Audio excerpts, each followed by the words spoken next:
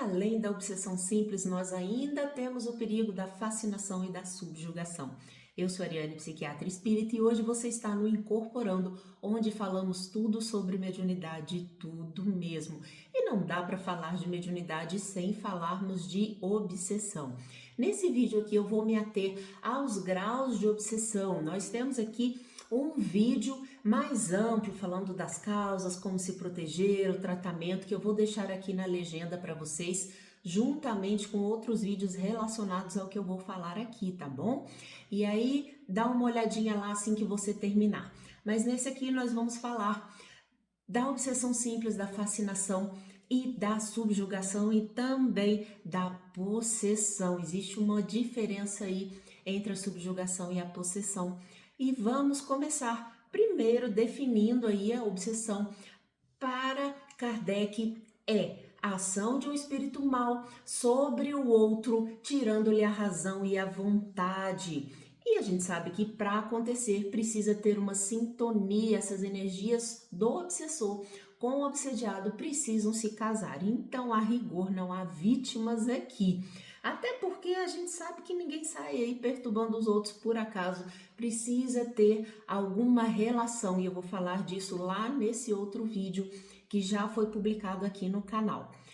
Acontece que esse obsediado acaba abaixando a sua vibração, seja por medo, remorso ou qualquer atitude que ele tem no seu dia a dia. E aí ele se torna uma presa para o obsessor.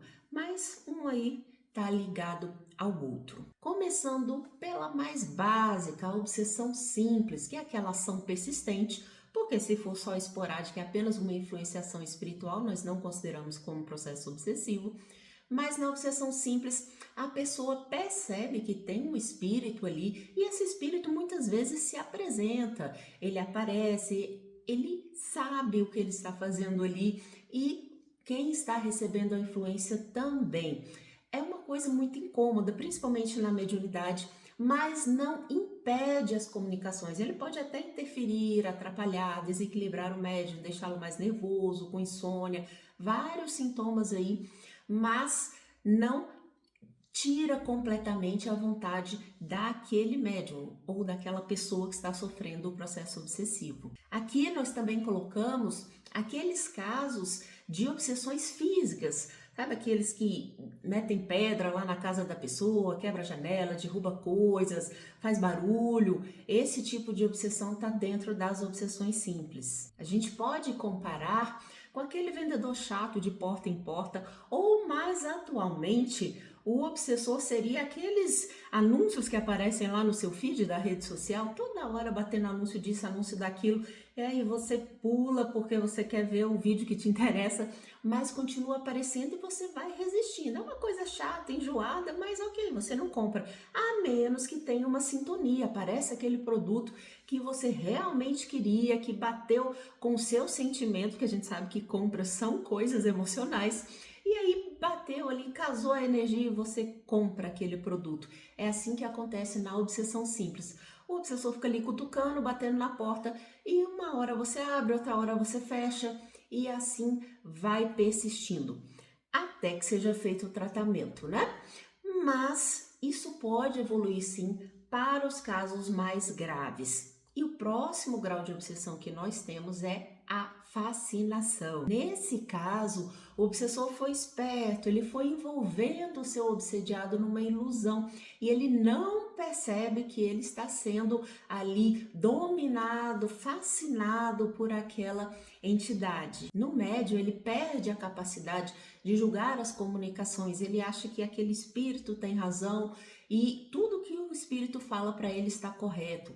Nós temos um bom exemplo disso naquelas seitas. Hoje, assim, não é tão incomum assim, mas não é tanto quanto nós tínhamos nos anos 80. Quem é mais velho aí vai se lembrar daquelas seitas que juntavam um monte de gente em uma determinada cidade, local, e todo mundo ali acreditava que o mundo ia acabar e se juntavam muitas vezes com questões de sexualidade, abusos, enfim. Mas aquelas pessoas realmente acreditavam que o mundo ia acabar e que aquele que estava ali era um grande profeta e seguiam cegamente aquela pessoa. E isso acontece tanto entre encarnados com encarnados, quanto desencarnados com encarnados. Eu descrevo isso também lá no vídeo mais completo. A gente tende a achar que a obsessão é de um desencarnado para o encarnado, mas pode ser qualquer forma, e afinal de contas nós mesmos no corpo físico ainda somos um espírito e a gente pode influenciar outras pessoas, sim. A gente percebe que nesses cultos muitas vezes até alguns crimes eram cometidos e nada do que era falado era questionado. Um exemplo aí de fascinação para deixar mais claro talvez para vocês é aquela serpente que o encantador faz com que ela se mova. Ele toca ali a flauta, um instrumento, e a serpente vai seguindo aquele movimento que ele vai fazendo, como se tivesse hipnotizada mesmo. De certa forma, ele tira a vontade da cobra porque ele a domina por meio daqueles movimentos ali e ela não percebe que está sendo dominada, ela se deixa levar. Para quem assistiu o filme A Origem, eu recomendo. Ele também faz ali um processo de fascinação. Eles entram na mente da pessoa, né? No filme é durante o sonho, e ali eles vão introduzindo uma ideia. E essa ideia é plantada tão profundamente na mente da pessoa que quando ela desperta, ela acredita realmente que aquilo ali foi ela que pensou, foi induzido, no entanto, por aqueles que estavam tentando dominá-la. É uma espécie de fascinação também. Nós temos aí a subjugação como um outro tipo. Nesse caso, o obsessor, ele domina os pensamentos do obsediado. Então, aquele obsediado passa a agir conforme o obsessor está ordenando e às vezes ele passa a falar coisas ridículas, a ter atitudes, pensamentos que ele normalmente não teria e ele está completamente dominado nas suas ideias por esse obsessor. Um exemplo que nós temos aqui na natureza é da vespa e da aranha. A vespa vai lá, ataca a aranha e coloca uma larva nessa aranha. E essa larva começa a crescer e ela produz uma neurotoxina que vai infiltrar o cérebro da aranha e fazer com que essa aranha construa um casulo para a larva. Então ela domina os pensamentos dessa aranha e a aranha passa a trabalhar para ela. É um bom exemplo porque a gente passa a entender que o obsessor também faz essa teia. Ele não envia ali uma neurotoxina, mas de certa forma ele envolve o cérebro do obsediado com energias, com magnetismo e passa a atuar neste cérebro. Se a gente pensar bem, o cérebro é um conjunto de atividades, impulsos elétricos.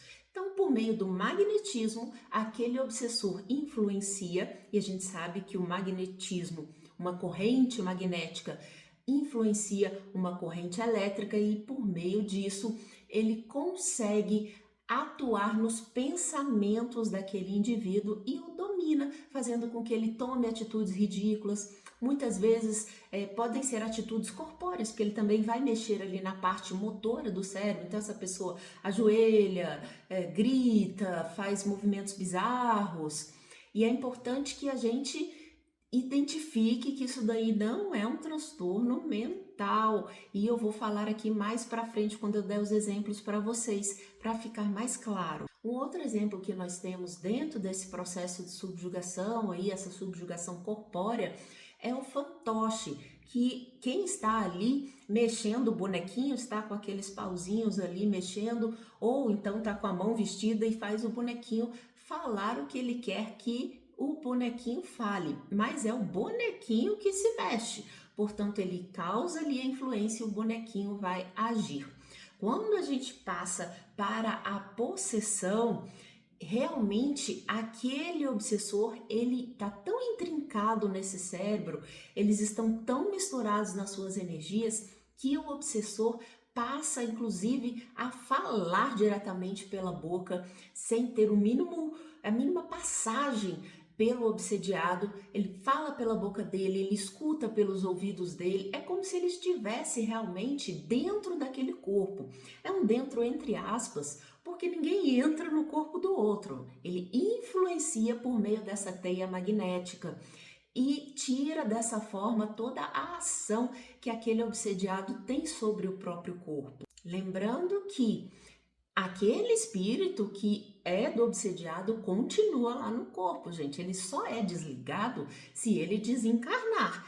Enquanto isso, ele continua lá. Mas ele está apático, ele está meio que jogado para escanteio. E uma coisa que traz para a gente essa ideia é que esses momentos de possessão, eles são temporários, são intermitentes. Então, em algum momento, o obsessor está ali, praticamente vivendo a vida pelo outro, e em outro momento, a pessoa retoma algum grau de consciência e fica nesse vai e vem. No livro Missionários da Luz, a gente tem André Luiz descrevendo um caso pra gente de uma senhora que está ali totalmente tomada pelo espírito possessor, né? Que está tão intrincado com ela e ligado nela do crânio aos pés. Ele conta a história de que enquanto ela morava com os pais, ela conseguiu até se livrar razoavelmente desse obsessor, mas quando ela se casou e teve que tomar novas obrigações, com certeza a vida dela ficou mais complicada. E aí ela deu a sintonia, baixou a sua vibração e esse espírito conseguiu atingi-la. E ela estava ali no centro para fazer esse tratamento, mas a melhora era bem pequena, são casos muito graves. Como exemplo, aqui a gente pode citar o filme O Exorcismo de Emily Rose, a gente sabe que é um caso real. E ali ele mostra que ela chega inclusive a comer insetos, ela toma atitudes bem absurdas, completamente fora do que ela era, ela deixa de comer e ela vai emagrecendo, enfraquecendo, porque se esse corpo enfraquece, também facilita a ação do obsessor, a pessoa vai ter menos energia para reagir. E a gente vê naquele filme como que ela realmente sai de si e tem uma outra coisa ali tomando conta do corpo dela. No caso dela, são realmente vários obsessores, para o que dá a entender. Eu gosto bastante desse filme, mas ele é um filme pesado. Se você é um pouco impressionado, eu não recomendo que assista, tá? Mas antes que eu dê aqui outros exemplos de possessão, é importante dizer que Kardec vai falar pra gente da possessão lá no livro A Gênese. No livro dos Médiuns, ele fala da obsessão simples, da fascinação e da subjugação. Depois ele faz essa diferenciação. E, inclusive, lá no livro A Gênese, ele conta pra gente alguns relatos e na Revista Espírita também. E ele fala que existem casos em que essa possessão pode se dar por um espírito bom, que tem ali uma influência tão intensa sobre aquele obsediado, entre aspas, porque se vocês lembram da definição, para ser considerado uma obsessão, precisa ser um espírito mau que está ali influenciando. No caso, quando vem um espírito bom e toma aquele corpo, é realmente para que haja uma influência mais intensa do que ele vai falar, da forma como ele vai agir, para que realmente assuste ali, vamos colocar dessa forma, quem está assistindo e realmente chame a atenção dos presentes. Tem um relato do Robson Pinheiro, tá? Que ele conta em um dos livros dele que após ele ter escrito um dos livros dele, para quem não sabe, ele escreve livros bem pesados, realmente contando histórias aí das trevas do plano espiritual. Alguns espíritas nem acreditam muito, mas vamos pegar aqui o exemplo dele como se fosse verdade, porque realmente é bem descrito e conforme Kardec nos fala que é possível, vamos acreditar que é verdade. Ele conta pra gente que após essas psicografias dos livros, ele ficou adoecido muito gravemente. Ele vai parar na UTI e lá os médicos já tinham feito diversos tratamentos com pouca melhora. Aí um dos mentores dele entra ali no corpo dele, entre aspas, né? Faz esse processo de possessão, levanta, inclusive começa a falar no alemão com o sotaque do espírito e fala, eu vou tirar o meu médium daqui. E levanta normalmente, como se tivesse nada acontecido. Eu fico imaginando a cara do pessoal no hospital, né? Com o cidadão que está ali na UTI, de repente levanta, sai andando, falando meio que alemão. E está tudo bem. E a partir desse momento, ele sai do hospital. Talvez aí essa incorporação, a gente não usa muito essa palavra porque dá a impressão que entra no corpo, mas esse processo de obsessão que aconteceu ali foi uma doação energética, um envolvimento magnético importante para retirar o Robson dessa situação. O caso que Kardec descreve para a gente está na Revista Espírita de dezembro de 1863, o caso da senhorita Júlia.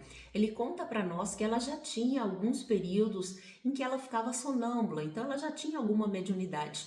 E ele conta que era uma pessoa simples, era uma empregada doméstica na época, e ela, nesses momentos de sonambulismo, e no sonambulismo nós sabemos que o espírito se afasta do corpo, portanto ele tem menos influência da matéria, ela se tornava uma pessoa bem mais lúcida, trabalhava até melhor ali nas suas lides de doméstica, porque tinha um entendimento melhor da situação, enquanto que no seu estado normal, digamos assim, somente físico, era uma pessoa bem mais simples. Mas ela passou a ter alguns acessos em que ela rolava no chão, gritava e ela se batia e dizia durante esses acessos que a pessoa não ia conseguir entrar no corpo dela. Eu vou te tirar daqui, e se batia e se espancava tentando retirar aquele espírito dentro de si. E Kardec conta que esses acessos demoravam horas e depois ela voltava ao seu padrão normal. Isso é uma coisa pra gente que deixa a margem para nós pensarmos talvez num processo epilético, mas aqui como médica eu te digo que não é possível. Quando nós temos uma crise epilética, ela dura alguns minutos. Se uma crise durar horas, ela literalmente frita o cérebro, gente. Então, se essa pessoa tinha crises durante horas, pensando que seja uma crise epilética, durante esses momentos, o cérebro dela ia estar completamente consumido. Quando ela voltasse assim, ela não voltaria normal, ela teria sequelas dessas lesões neuronais. E isso não acontecia, o que mostra pra gente que ali não era um processo epilético. Era qualquer outra coisa que vocês queiram aí pensar, mas pra gente aqui no espiritismo era claro que se tratava de uma possessão. Também não se poderia falar em transtorno mental, porque se eu pensar aqui num surto psicótico, que alguém acha que entrou alguém dentro de si e começa a se machucar, essa pessoa entra no surto psicótico por alguns dias, por algumas horas e depois ela sai completamente, com ou sem tratamento, na maior parte das vezes com a necessidade do tratamento, da medicação, enfim. Mas ela não ficaria, entra em surto, sai do surto, aí tô normal trabalhando na minha casa, pois eu entro em surto e aí eu saio do surto. Isso fala contra um processo de esquizofrenia ou um surto psicótico breve, qualquer outra definição que nós temos dentro da psiquiatria. Realmente é algo além inexplicável pela medicina, mas novamente dentro aqui do espiritismo a gente sabe que se trata de um caso de possessão. Kardec conta pra gente que eles passaram um longo período tratando dessa moça, orientando o que acontecia com ela, pedindo que ela perdoasse essa pessoa que estava ali obsediando ela. E eles também fazem a evocação do espírito que estava obsediando. Kardec utilizava muito essa forma de tratamento. Hoje nós não fazemos a evocação direta, mas como nós temos as reuniões de desobsessão, naturalmente os espíritos trazem para o tratamento, para a conversa, para a orientação ali nos grupos mediúnicos. E uma coisa interessante que Kardec traz para nós no relato é que um jovem magnetizador, né, na verdade seria passista, gente, mas naquela época Kardec usava o termo magnetizador. Esse jovem então já tinha tentado várias vezes tratar essa moça da obsessão. E quando ele estava ali jogando os fluidos, a própria obsediada, num dos seus acessos aí de sonambulismo, conversa com eles e explica que ele estava mais prejudicando do que ajudando, porque como aquele espírito estava envolto no seu corpo, quando ele dava o passe, ele fortalecia aquele espírito e não a ela. E por que isso acontecia, gente? Por que esse passe não ia para a nossa Júlia obsediada? Porque este magnetizador, esse passista, tinha fluidos muito densos, de uma vibração muito baixa, porque ele se achava o rei da cocada preta, eu vou curar a fulana, e ele não invocava os bons espíritos para que realmente a sua vibração subisse e eles pudessem colocar essas energias na Júlia. Como a vibração era baixa, as energias não iam para a Júlia, não a fortaleciam e fortaleciam a obsessora. Olha que interessante a importância de, quando for receber o passe, a Júlia passou a ser orientada a rezar para que a sua vibração subisse e ela pudesse receber as energias de quem realmente podia doar para elas os bons espíritos, e a importância também do equilíbrio do passista, de quem estava fornecendo o tratamento, para que pudesse vir a espiritualidade realmente superior para tratá-la. E aí fica claro para nós a importância da vibração, da sintonia, de fazer as preces, de perdoar, porque enquanto ela estava ali se digladiando, batendo, machucando a outra, mas consequentemente a si mesma, porque ela batia no seu próprio corpo, essa raiva aí formava uma retroalimentação dessa obsessão e não se conseguia tratar. A partir do momento que as duas são orientadas, elas conseguem aí se redimir e a Júlia fica bem. Então, nós trazemos aqui como tratamento a prece, os passes, a água fluidificada e a importância do perdão, de trabalhar a sintonia para que saia dessa vibração. Se nós lembrarmos aí das reencarnações passadas, esses espíritos provavelmente já tinham uma ligação, tanto que processos obsessivos mais graves, eles não surgem assim do nada, são realmente focados em muita raiva, em muito remorso, culpa, e aí as energias acabam se casando. E só o amor cobre a multidão de pecados e pode retirar os espíritos dessa situação. E como eu sou médica, eu quero deixar aqui o alerta que sim, a gente pode medicar durante esses processos, muitas vezes será necessário para que se reequilibre, se ajude a retomar essa sintonia do obsediado e até para que ele não se machuque, né? Ou machuque outras pessoas, porque podem ter casos sim em que eles fiquem agressivos, fiquem agitados, podem até tirar as suas próprias vidas. E a gente não quer uma coisa dessas acontecendo, então o psiquiatra pode sim ser necessário nesses casos. Lembrando que evitar a sedação é importante, aquela sedação que tira a vontade do indivíduo, como nós temos com os benzodiazepínicos, por exemplo, ou mesmo com os antipsicóticos em doses muito altas, tá? Precisa tomar cuidado com isso. A psiquiatria ela não deve ser para dopar, mas sim para equilibrar os sentimentos. Claro que se a pessoa estiver quebrando tudo, ocasionalmente a gente vai precisar fazer isso, mas não é para mantê-la nesse estado. Ela precisa reagir. Lembra que eu falei que se o corpo estiver enfraquecido, facilita a ação do obsessor? Se nós fizermos isso com medicação, nós vamos estar prejudicando esse indivíduo, tá? Mas deixo claro aqui que caso você tenha aí um parente passando por esse tipo de situação,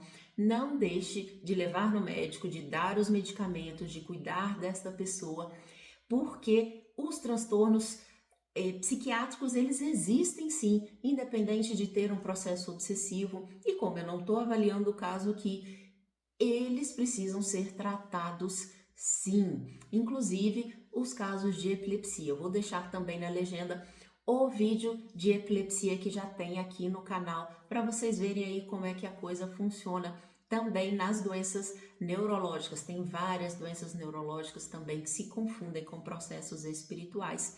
Mas se a gente pensar que a questão é sintonia, eu preciso reequilibrar esse corpo, essa mente do obsediado para que ele possa lutar. Então, os tratamentos médicos e psicoterápicos entram também como primeira linha junto com os passes, até porque os processos obsessivos podem demorar muitos anos para sua resolução final. E enquanto isso, esse obsediado precisa do nosso suporte e ambos precisam do nosso amor e da nossa compaixão. Afinal de contas, os dois são pessoas que estão ali sofrendo e precisam da nossa ajuda.